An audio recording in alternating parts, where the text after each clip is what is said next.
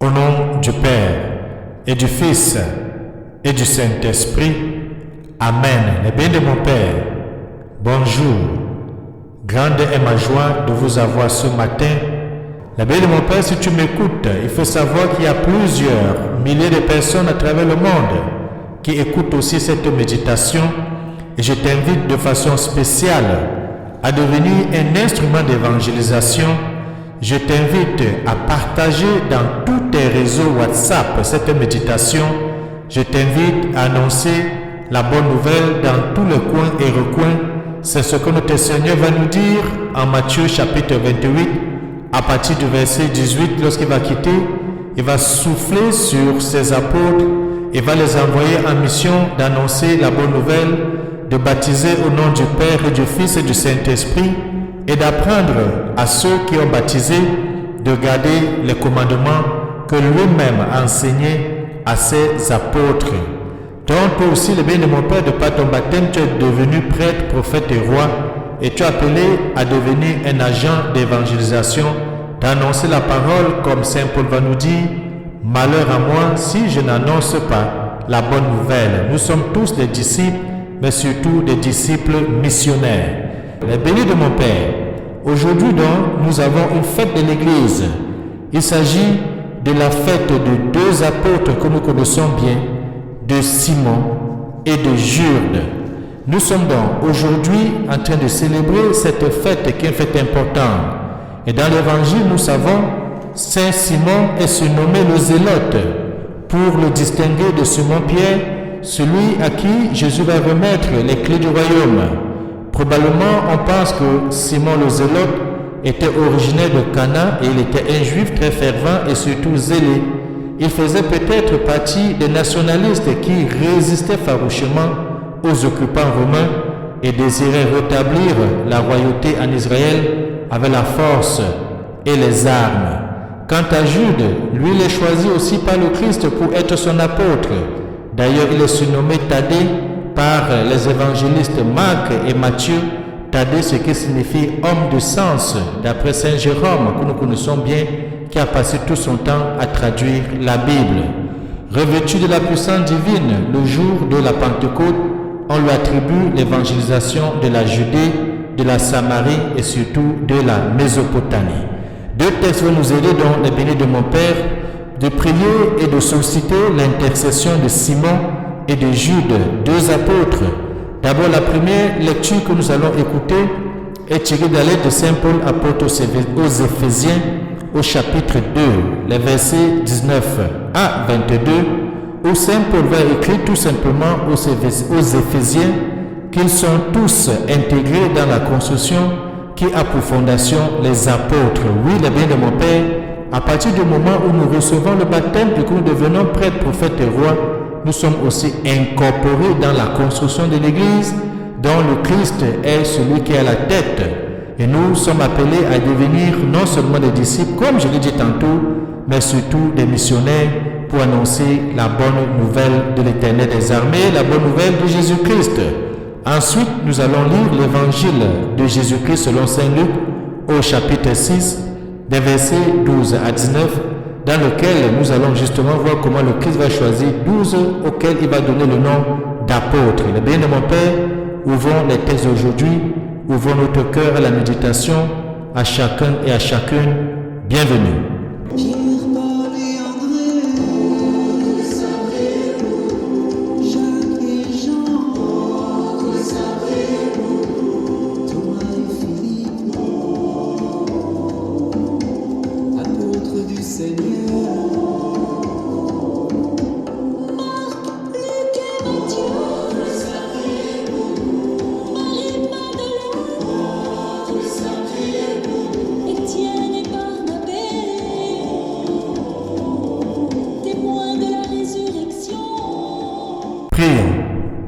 Dieu qui nous a conduits à la connaissance de ton nom par la prédication des apôtres, fais qu'à la prière des saints Simon et Jude, ton Église ne cesse de grandir en accueillant toujours de nouveaux croyants. Nous prions pour que tu bénisses nos mains, que tu bénisses les travaux que nous allons faire, que tu augmentes en nous la foi, que tu donnes la santé du corps, de l'âme et de l'esprit, que tu permettes à ceux qui ont une demande particulière au courant de cette semaine, un engagement particulier au courant de cette semaine, une activité spécifique au courant de cette semaine, que tu sois à côté d'eux pour les bénir et pour les accompagner dans tout ce qu'ils feront. Nous t'avons prié par Jésus-Christ, ton Fils bien-aimé, lui qui vit et règne avec toi dans l'unité du Saint-Esprit, Dieu maintenant et pour des siècles et des siècles. Amen. Ouvrons le bien de mon Père, notre Bible au texte d'Éphésiens, de lire dans le chapitre 2, les versets 19 à 22, et puis nous allons écouter ensemble l'évangile de Jésus-Christ tiré de Saint Luc au chapitre 6, les versets 12 à 19. Bonne méditation.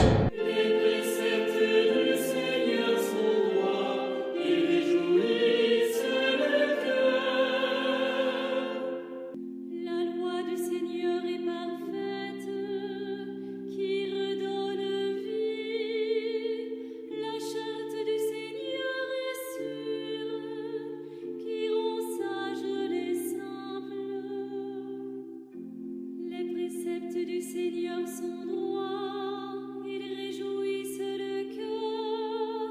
Le commandement du Seigneur est limpide, il clarifie le regard. Les préceptes du Seigneur sont droits, ils réjouissent le cœur. La crainte qu'il inspire est pure, elle est là pour toujours.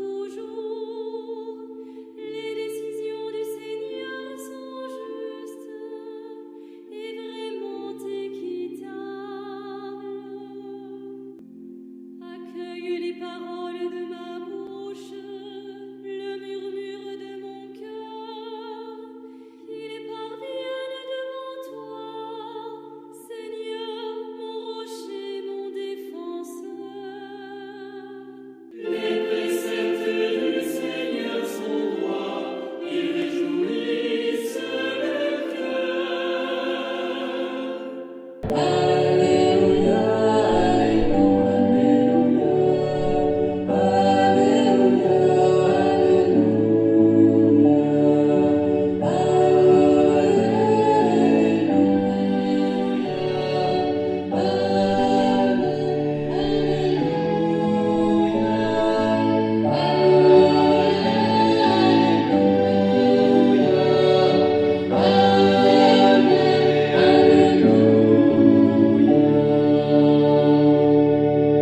Évangile de Jésus-Christ selon Saint Luc, au chapitre 6, les versets 12 à 19.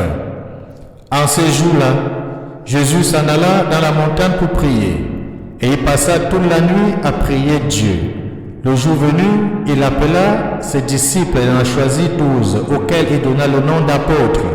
Simon, auquel il donna le nom de Pierre, André son frère, Jacques, Jean, Philippe, Barthélemy, Matthieu, Thomas, Jacques, fils d'Alphée, Simon appelé Zélote, Jude, fils de Jacques, et Judas Iscariote, qui devint un traître.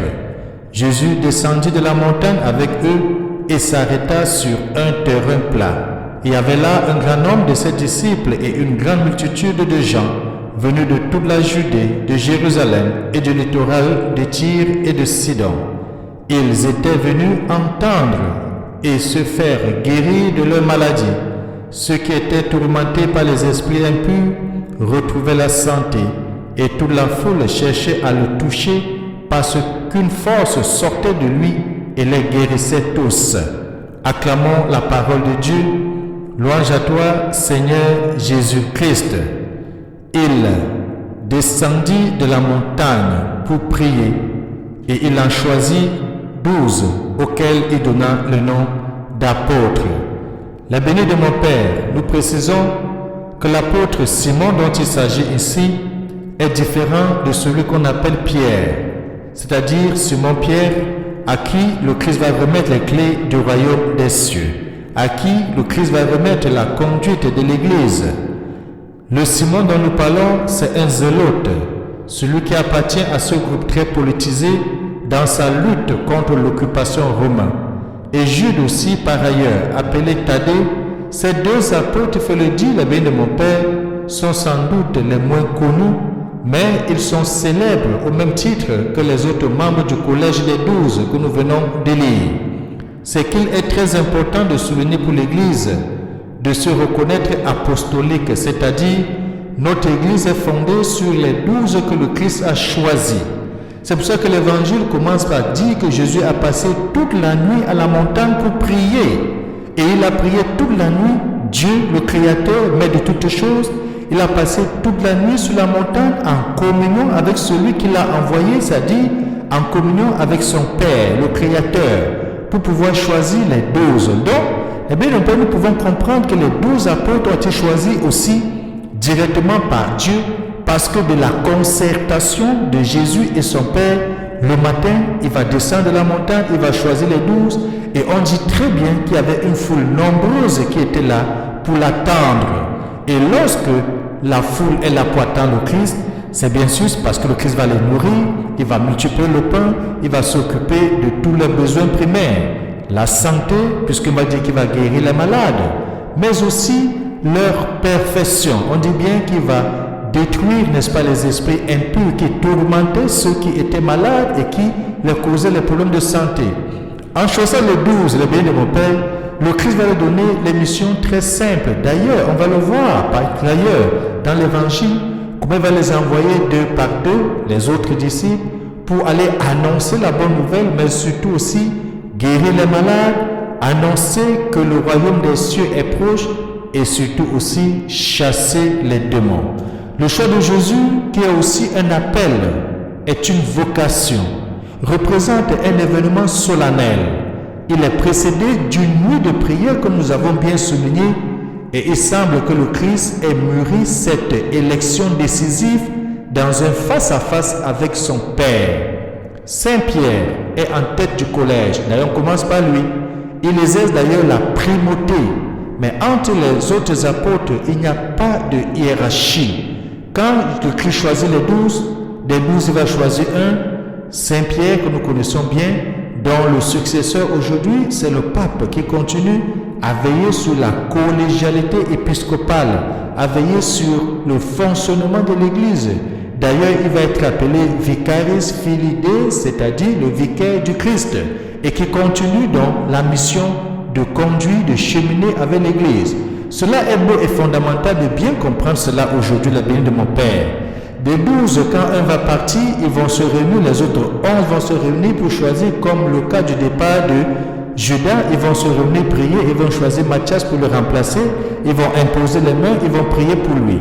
C'est comme ça que les apôtres, au fil du temps, vont choisir des hommes et des femmes qui vont les accompagner dans leur mission, mais aussi qui vont se remplacer entre eux jusqu'à aujourd'hui où on voit comment le pape choisit les évêques. Et un évêque est intronisé par deux autres évêques qui ont été nommés. Ensuite, l'évêque va choisir le prêtre qui va ordonner au milieu du peuple de Dieu. Les autres prêtres vont l'imposer le nom comme pour l'accepter dans le corps sacré des prêtres, ainsi de suite. Donc si nous avons au milieu de nous des hommes et des femmes qui se réclament apôtres, qui se réclament prophètes, qui se réclament appelés par Dieu, on peut bien se demander est-ce qu'ils font partie de ce que nous appelons Église apostolique, c'est-à-dire l'Église qui est fondée sur les 12 qui ont été choisis aujourd'hui, qui ont été appelés aujourd'hui comme une vocation et pour cheminer, pour que l'Église puisse continuer à œuvrer au milieu de nous. Que Dieu Tout-Puissant nous aide aujourd'hui à mieux comprendre cela. Qu'il nous bénisse et nous garde, lui qui est Père, Fils et Saint-Esprit. Amen. Bonne journée. Louez Dieu, tout le peuple.